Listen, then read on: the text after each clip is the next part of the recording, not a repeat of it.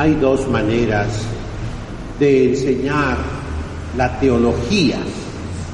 Una es teología especulativa, que razona, que comprueba cada afirmación y que ve al mismo tiempo todos los enemigos de esa doctrina. Pone el estado de la cuestión, los adversarios y luego explica el dogma, la doctrina de la Iglesia, que es la propiedad de Jesucristo, que es el patrimonio de la Iglesia, el tesoro que Dios confió en manos de los pastores, de los sucesores de los apóstoles. Y ay del pastor que se duerma, que deje venir al lobo, que mate las ovejas. El Evangelio lo dice: bienaventurado el siervo fiel y prudente, el siervo que estaba despierto, para que cuando llegue el esposo después de las bodas, le abra la puerta. Y fíjense qué premio dice nuestro Señor tan grande: los voy a sentar en la mesa y yo iré de uno a otro sirviéndoles los platos. Una prueba de cariño enorme de Dios para el que es fiel a la doctrina. Ese es el modo tradicional. Se llama doctrina. Si al cielo quieres ir, aprende la doctrina. Así se cantaba en el catecismo. Se llama catecismo. Es la doctrina cristiana, lo que enseñó Jesucristo. Es la instrucción religiosa. Es credo, mandamientos, oraciones y sacramentos. Y ahí, en ese texto pequeñito que aquí en México tradicionalmente fue el padre Ripalda, Jerónimo de Ripalda, un jesuita, que hizo un catecismo que se difundió por todas partes, en diversos grados, que comienza con la señal de la cruz, con unos versos. Todo fiel cristiano está muy obligado a tener devoción de todo corazón a la cruz de Jesucristo nuestro Dios, pues en ella quiso morir por nosotros. Y luego dice: te has de acostumbrar a asignar y santiguar haciendo 3 cruces. La primera en la frente, para que nos libre Dios de los malos pensamientos. La segunda en la boca, para que nos libre Dios de las malas palabras. La tercera en el pecho, para que nos libre Dios de las malas obras. Bien pronunciado, decido y obrado, dejamos así, por la señal de la Santa Cruz, etc. Se aprendía de memoria por los niños que no sabían ni leer ni escribir, por los indígenas. Ahí en ese catecismo breve, hay otros más grandes, por ejemplo, el catecismo de San Pío X, que es para muchachitos más grandes, diríamos para los que terminan la primaria. Y luego el catecismo de San Pío V, de San Carlos Borromeo, que es para los señores curas, pero que todos podemos verlo con mucho provecho. Y por último, el Papa Juan Pablo II sacó modernamente un catecismo para los señores obispos, el catecismo de la Iglesia Católica. Y hay muchísimos otros catecismos buenísimos en Estados Unidos, el catecismo de Baltimore, y hay otros muchísimos, lo repito, en lengua española, en todas las lenguas. El catecismo se puede decir el compendio de toda la teología escolástica, de la teología especulativa. Dije al inicio, hay dos. El segundo modo se usó al inicio en la iglesia, la predicación de los apóstoles, de los padres de la iglesia, que consistía en explicar el Antiguo Testamento, porque el Nuevo Testamento todavía no existía, todavía no lo escribían. Cuando San Pablo predicaba, cuando San Juan predicaba, cuando San Pedro predicaba, cuando Jesucristo nuestro Señor predicaba, no existía el libro del Nuevo Testamento. Métanse eso en la cabezota, por favor. Primero fue la iglesia, como en el Antiguo Testamento. Primero fue el pueblo escogido de Dios. Primero existió Israel. Y luego se escribieron los libros. Primero existió Abraham, Isaac y Jacob. Y muchos siglos después, Moisés escribió los primeros libros del Antiguo Testamento. Entendamos eso, mis queridos hermanos, para no salir con la herejía de Martín Lutero. Solo la Biblia, lo que no está en la Biblia no debemos creerlo ni aceptarlo. Estás equivocado. El Concilio de Trento te condena, porque por la misma razón se te demuestra, si Jesucristo no escribió la Biblia, entonces Jesucristo no es cristiano. Si San Pedro, San Pablo, San Juan, los apóstoles no siguieron la Biblia, pues no son cristianos, según tú, Y es al revés. La Biblia proviene de la iglesia, la Biblia proviene de los apóstoles. Pues bien, al inicio eso se llama la teología positiva. Pudiéramos aplicarle ese epíteto, El día de hoy, de nuevo, ha salido como una moda muy peligrosa de hacer a un lado todo lo que es especulativo, sistemático, e irnos a la pura Biblia. De hecho, el día de hoy, en casi todos los seminarios del mundo, ya no se enseña la teología especulativa, ya no se razona, ya no se defiende la fe cristiana, sino que es una investigación. Vamos a descubrir, y se comienza desde cero. Vamos a ver quién es Jesucristo en el Antiguo Testamento, quién es Jesucristo en los sinópticos, quién es Jesucristo en San Juan, quién es Jesucristo en las epístolas de Pablo. Ya no dicen San Pablo, de Pablo, de Juan. Bola de igualados. ¿Qué te cuesta decir San Pablo, San Juan, San Mateo? ¿Y entonces qué es? Un océano, un caos, miles de datos. Sí, datos. Pero flotando en una ensalada, en un mare magnum, lo repito. ¿Quieren un ejemplo de esto? El Talmud de Babilonia, el Talmud de Jerusalén, la Mishnah de los judíos, la Cábala de los judíos.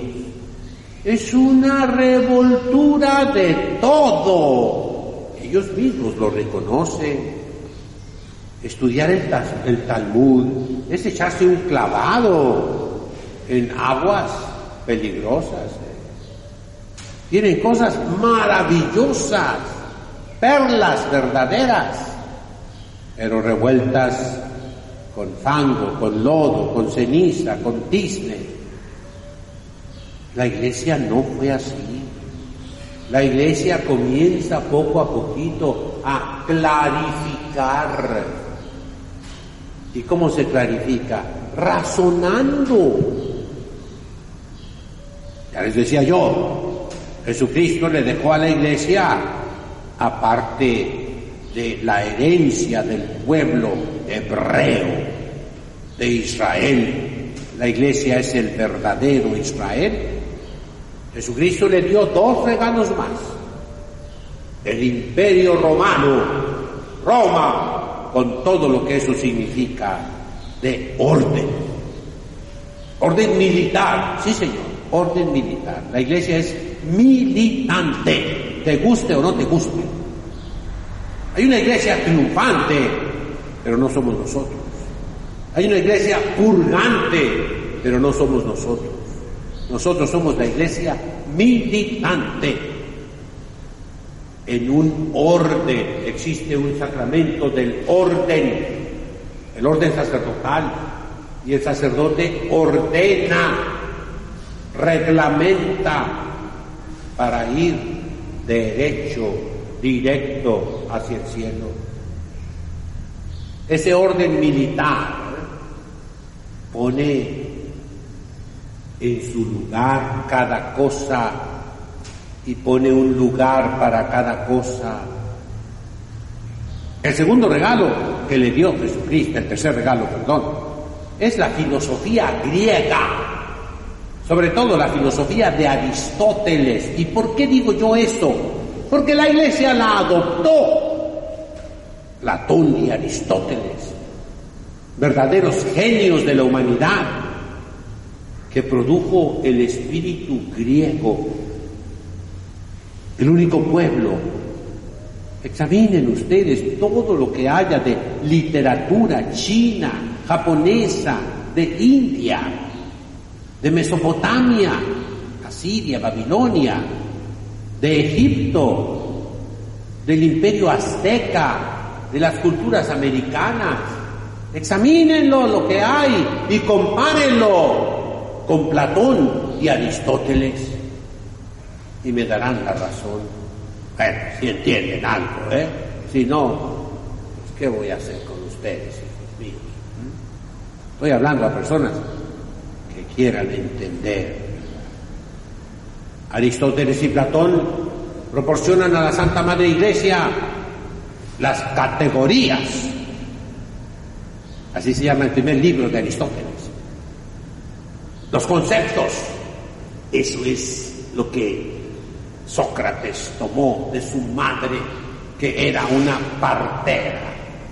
Concebir un niño, concebir una idea, los conceptos de substancia, de persona, de naturaleza, que la Iglesia utilizó en los concilios ecuménicos que definieron el dogma. Son conceptos de la filosofía griega que pone orden. La teología positiva proporciona toneladas de datos, pero datos revueltos, no completos, no sistemáticos. Y eso puede ser bueno en un inicio de evangelización.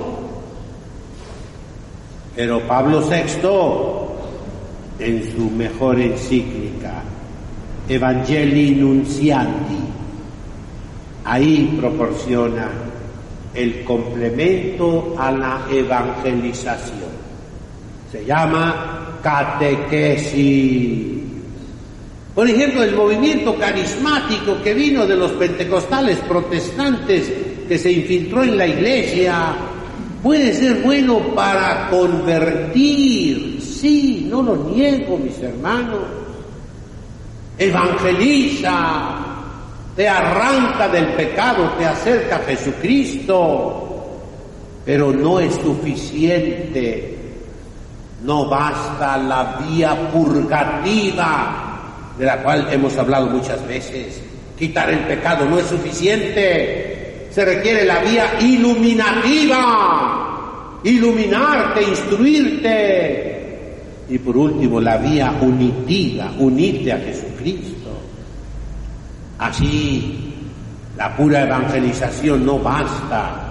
Se requiere la catequesis sistemática, gradual, completa, íntegra, que abarque todos los aspectos de la vida. Y es una catequesis que tiene que memorizarse, que tiene que inculcarse, implantarse en el corazón, en la inteligencia, en la memoria.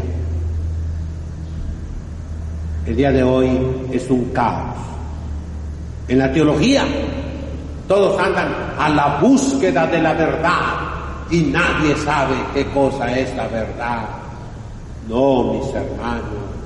Jesucristo, nuestro Señor, vino y Él dice: yo soy la verdad, yo soy el camino, yo soy la luz. Él vino a tranquilizarnos.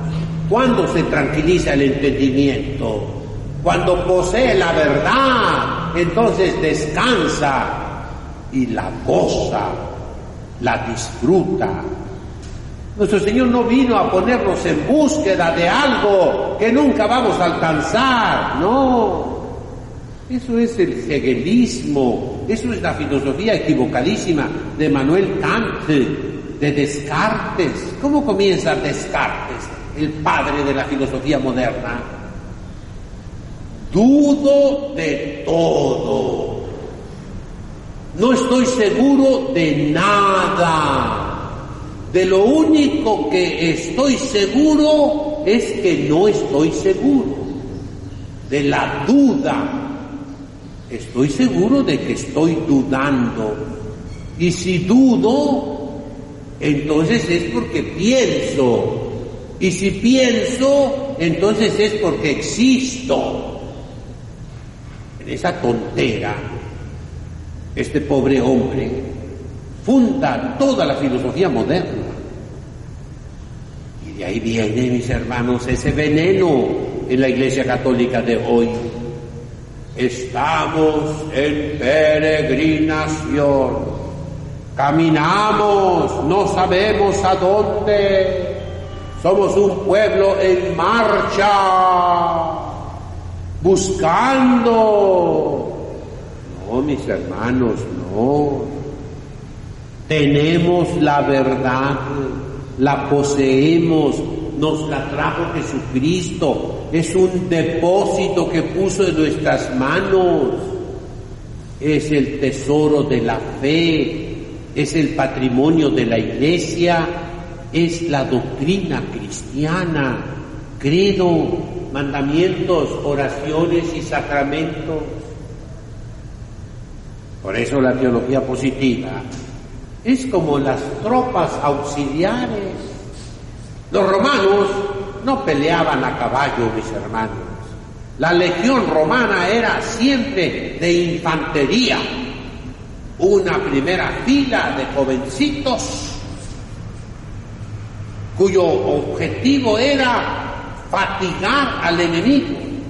Venía, por decirlo así, un bárbaro gigantesco con cuernos, terrible, con un hacha, pero se encontraba con un jovencito de 16, 17 años, ejercitado, que brincaba, bailaba, corría por acá, corría por allá, y el gigante no podía con él. Repito, como matar un mosquito con un martillo. Tú no matas un mosquito con un martillo, ¿no? Ocupas un matamosco, ¿no? Porque el mosquito se te va para acá y para allá, y no lo vas a poder matar. Ya que estaba cansado el gigantote bárbaro, venía la segunda fila de soldados romanos, ordenadísima.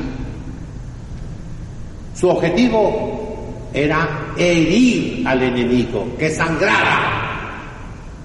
Y el romano nunca daba machetazos así, no, daba piquetes. Para dar un machetazo es fácil evitarlo con un escudo o con la armadura. Pero un piquete basta que tengas un agujerito por ahí y por ahí te mete la espada. Ya eran jóvenes de 23, 24 años, con más experiencia, y ya encontraban al enemigo fatigado. Él lo hería e inmediatamente se echaba para atrás y entraba a la tercera fila de soldados romanos de a pie, que como en los toros podemos decir, era el matador. Él encontraba al enemigo cansado y herido, y él venía a matarlo. Ese es el orden de los romanos. Con ese orden, con esa disciplina, conquistaron todo el mundo. No hubo ningún enemigo que pudiera derrotar a los romanos por su orden y su disciplina.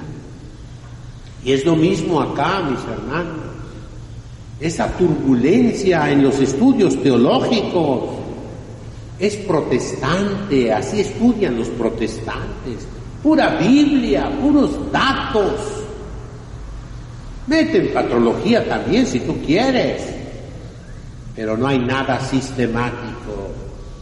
El catecismo es sistemático, ordenado, completo, íntegro, y va creciendo. El Padre Ripalda para los niños pequeños, San Pío X para los mayorcitos, el Catecismo de San Pío V para los grandes. El Catecismo de la Iglesia Católica sufre algo de esa teología positiva que llamo yo, algo de cierto desorden. Es un amontonamiento de datos bien ordenados, pero perdonen lo que yo digo, después de muchos años de experiencia de lectura, mal digerido, falta digestión. No es lo mismo amontonar datos que poseerlos en una síntesis. Y eso lo encontramos en la teología de Santo Tomás de Aquino, en la teología escolástica, de muchos otros manuales, miles de autores que escribieron la teología escolástica, dogmática y moral. No todo es teología bíblica, mis hermanos, no. Y no es suficiente la teología bíblica. Les hablo a los que saben de esto, sacerdotes, religiosas, seminaristas, pero también a los fieles. Repito, no necesitamos fieles más o menos rezanderos, no, mis hermanos. Necesitamos intelectuales católicos, hombres y mujeres instruidos en la fe cristiana. Eso nos pide Dios, eso les pido yo como su párroco.